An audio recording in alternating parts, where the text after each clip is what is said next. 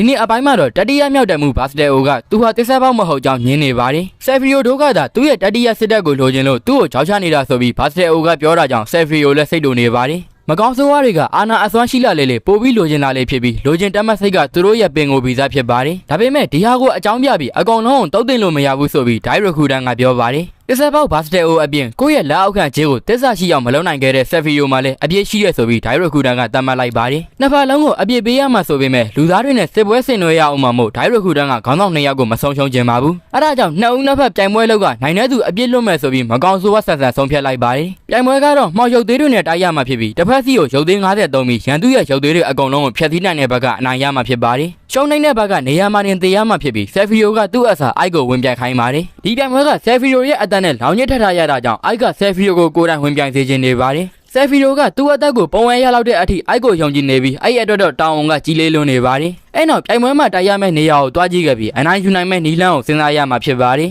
ပြိုင်ပွဲမှာ3ရမယ့်ရုပ်သေးတွေရဲ့စွမ်းဆောင်နိုင်သောကအကုန်အတူတူပဲဖြစ်ပြီးညွှန်ကြားသူပေါ်မှာပဲမူတည်ပါတယ်ရုပ်သေးတွေအတွက်လက်နက်ကိုတော့စိတ်ကြိုက်အသုံးပြုနိုင်ပါတယ်အဲ့နောက်တော့ဆေးရသားမအိုက်ကမဖြစ်မဲ့နေရန်ဖြစ်ရမယ်ဆိုရင်ဘယ်လိုတိုက်ခိုက်မှလဲဆိုပြီးအစီခံမလေးစာတီကိုတွားမေးပါတယ်ဘာမှမသိတဲ့စာတီကတော့တပြက်စီးနဲ့တိုက်မဲ့ဆိုပြီးဖြေပါတယ်အိုက်ကအဝေးကနေတိုက်ခိုက်လို့ရမယ့်လက်နက်ကိုစဉ်းစားနေရကြောင်းစာတီကဒူးလေးကိုအကြံပေးပါတယ်အိုက်ကလည်းဒူးလေးကိုသဘောတွေ့ပေမဲ့အထထပ်ပို့ပြီးဖောက်ထွင်းနိုင်တဲ့ကောင်းနဲ့အဝေးကနေတစ်ဖက်သက်တိုက်ခိုက်လို့ရတဲ့တနက်ကိုစဉ်းစားမိလိုက်ပါတယ်အိုက်ကတနက်ဖန်တီးဖို့အတွက်အစွမ်းထက်တဲ့ပစ္စည်းတွေကိုပြုလုပ်နိုင်တဲ့သူ့ရဲ့ဗိုလ်ချုပ်ဆယ်ဖီယိုကိုအားထားနေပါတယ်ဒါပေမဲ့သူမလုံနိုင်တာမရှိဘူးဆိုပြီးအမြဲကြွကြွတက်တဲ့ဆယ်ဖီယိုကသူမမြင်ဘူးတော့ကိုမလုပ်ပေးတတ်ဘူးဆိုပြီးပြောလာပါတယ်တကယ်တော့ရင်ကျိမှုဖွံ့ဖြိုးတိုးတက်ခဲ့တဲ့ခေတ်မှာနေထိုင်မှုတဲ့ရွန်ဘတ်ပေးခဲ့တဲ့အသိပညာတွေကြောင့်သာအိုက်ကတနက်ကိုတည်နေတာပါတစ်ဖက်မှာလည်းတပ်ဖွဲ့3ရဲ့ဘုံမူဘာစတယ်အိုကပြိုင်ပွဲအတွက်ပြင်ဆင်နေပြီးသူ့မှာလည်းအစီအစဉ်တွေရှိနေပါတယ်တနက်မရလို့ဆိတ်ရှုပ်ပြီးရေချိုးနေတဲ့အိုက်စီမကောင်းဆိုးဝါးပရင်ဒိုင်ရခူဒန်ကရုတ်တရက်ရောက်ချလာပြီးတနက်တွေထုတ်ပေးလာပါတယ်တကယ်တော့ဒိုင်ရခူဒန်ကမော်ပညာရှင်ကြီးရွန်ဘတ်စီကနေအဲ့အကြောင်းတွေကိုသိထားပြီးသားဖြစ်ပါတယ်ရွန်ဘတ်ကသူ့ရဲ့အသိပညာနဲ့မော်ပညာတွေအကုန်လုံးကိုလူသားဖြစ်တဲ့အိုက်စီပေးခဲ့ကြောင်းဒိုင်ရခူဒန်ကိုပြောပြခဲ့ပါတယ်